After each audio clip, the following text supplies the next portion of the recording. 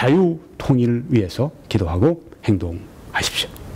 북한 동포들에게 우리가 거의 70여 년 동안 주지 못했던 최대의 선물은 자유 통일입니다.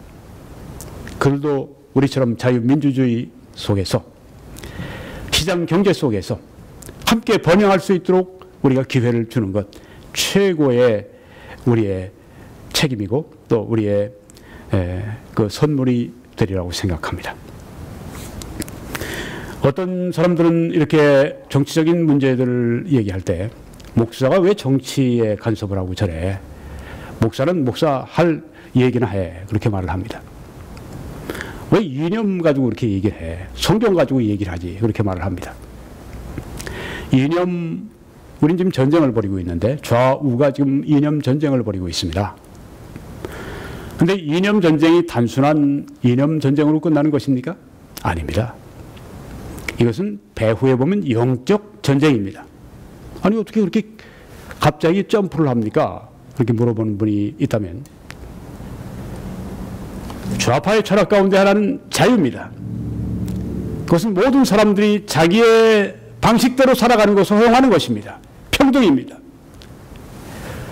그래서 그들에게는 예를 들면 동성애 같은 동성혼 같은 그런 것도 사람들의 자유고 우리는 다 평등하기 때문에 그들의 인권을 우리가 보장해 줘야 된다고 이야기합니다. 솔깃한 것 같지만 우리가 성경에 보게 되면 이 동성애 문제에 대해서 이 문제가 잘못됐다고 하는 걸 확실히 말씀을 하고 있습니다. 즉 도덕적인 문제입니다. 도덕적 방임주의를 좌파에서 실시하는데 그렇게 되면 사회가 도덕적으로 타락하게 됩니다. 지금 한국의 젊은이들 가운데 에이즈 환자가 급증했다고 그러죠. 무엇과 함께? 동성애 문제가 매우 개방적이 되고 그것이 뭐 괜찮은 거야. 이렇게 받아들여지는 이런 이 분위기가 형성이 되면서 젊은이들이 동성애에 빠지고 그렇게 돼서 에이즈가 급증하고 있다고 하는 얘기를 제가 전문가들로부터 전해 듣습니다. 이 도덕적인 방임주의와 도덕적인 사회적인 타락과 그래서 하늘에 하나님의 심판이 이 땅에 그 죄로 말미암아 임한다고 할 것 같으면 그것이 영적인 문제가 아닙니까? 결국 이념적인 문제가 영적인 문제로 직결되는 걸 볼 수가 있습니다. 이념 전쟁은 그래서 영적인 전쟁이 배후에 있다고 하는 것입니다. 안보 문제가 또 그렇습니다. 한국 교회는 지금 세계 유례없는 성장을 해왔습니다. 짧은 몇십 년 동안에 이렇게 놀랍게 성장을 해왔습니다. 그런데 그 바탕이 어디 있습니까? 자유민주주의 그리고 시장 경제 속에서 이렇게 성장을 했습니다. 반면에 북쪽을 보십시오. 북쪽에는 지금 공산주의가 다스리고 난 다음엔 북쪽의 교회는 아주 완전히 졸당망했습니다. 지하에 스며들어서 정말 미미하게 어렵게 숨어서 예배라든가 아니면은 외국 수용소에서 극형에 처해서 지금 살아가든가. 그러면은 이 안보 문제, 이 체제 문제, 이게 단순한 정치 문제입니까? 아닙니다.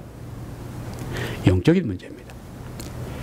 교회를 부흥시키고 교회가 성장하고 부흥하는데 울타리가 되어줄 수 있고 좋은 환경을 조성해 줄 수 있는 이런 체제가 있고 교회가 망하는 그런 것을 아주 급진적으로 만들어가는 교회를 망하게 하는 체제가 있습니다.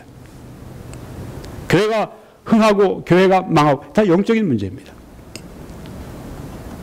저에게 당신이 말하는 안보 문제 그 도덕적 방임주의 뭐 그런 문제 그거는 정치적인 문제니까 그런 건 얘기하지 마시오. 당신은 교회 성경만 얘기하시오. 그렇게 말을 합니다. 그건 진짜 몰라서 그러는 것입니다. 이처럼 이념 전쟁은 영적 전쟁인 것입니다. 그렇기 때문에 여기에 관해서 제가 강력하게 지금 말을 하고 있는 것이고 또 많은 이 설교자들이 함께 동참해서 이 문제에 대해서 확실하게 사회의 빛으로 사회의 소금으로 말씀을 전해야 된다고 저는 확신합니다.